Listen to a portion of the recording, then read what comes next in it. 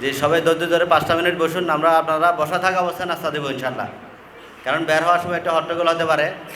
আমাদের আপ্যায়ন বিভাগের দায়িত্বশীল যারা আছেন আপনারা প্রস্তুতি নিন, বসা অবস্থায় বাইদের হাতে নাস্তা পৌঁছাবেন ইনশাল্লাহ।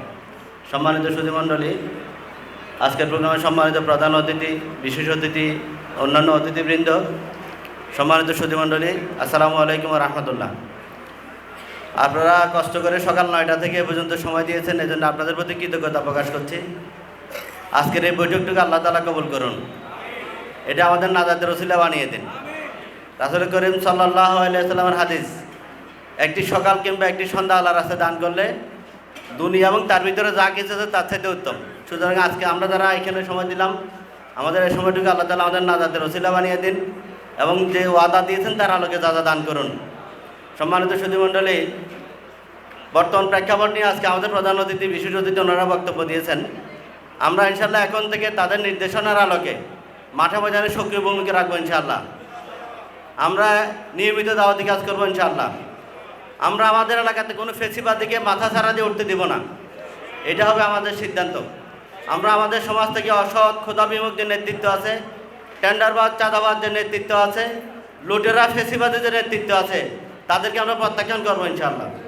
সুপ্রিয় সুধীমণ্ডলী, আসুন এই প্রত্যয় নিয়ে, এই সিদ্ধান্ত নিয়ে আজকের এই কর্মী সম্মেলন থেকে আমরা আমাদের ঘরে ফিরে যাব।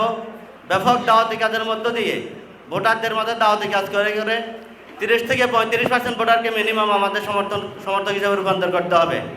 যদি আমরা আমাদের সমর্থকদেরকে ওই মানা নিয়ে আসতে পারি, ভোটারদেরকে আমাদের 30% নিয়ে আসতে পারি, ইনশাআল্লাহ আগামী বিজয় আমাদের নিশ্চিত।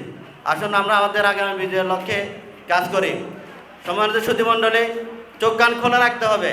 এলাকাতে কারা এখন ফেসিবাদীরা মাথা ছাড়া দিয়ে উঠতেছে। আজকে ফেসবুকে দেখলাম ছাত্রলীগের নেতারা মানববন্ধন করতেছে, গলা থেকে উপর নিচের দিকে আছে, উপরের দিকে নাই, মানে ভয়ে চেহারা দেখাচ্ছে না, এইভাবে ধরে দাঁড়ায় আছে, এদিকে উপর অংশ নাই, গলা কাটা অবস্থা।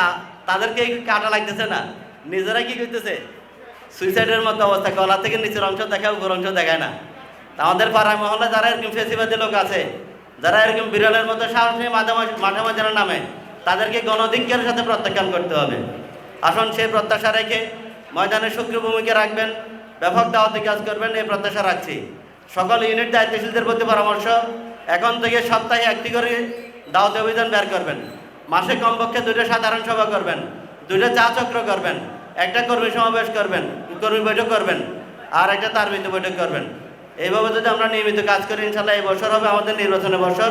এই নির্বাচনের বছরে সকলকে ভালো ভূমিকা রাখার জন্য আহ্বান জানিয়ে প্রোগ্রামের সময় দেওয়ার জন্য আজকে সম্মানিত প্রধান অতিথি, বিশেষ অতিথিবৃন্দ এবং আপনাদের সকলকে কৃতজ্ঞতা প্রকাশ করে আমি আমার বক্তব্য শেষ করছি এবং আজকের প্রোগ্রামের সমাপ্তি ঘোষণা করছি।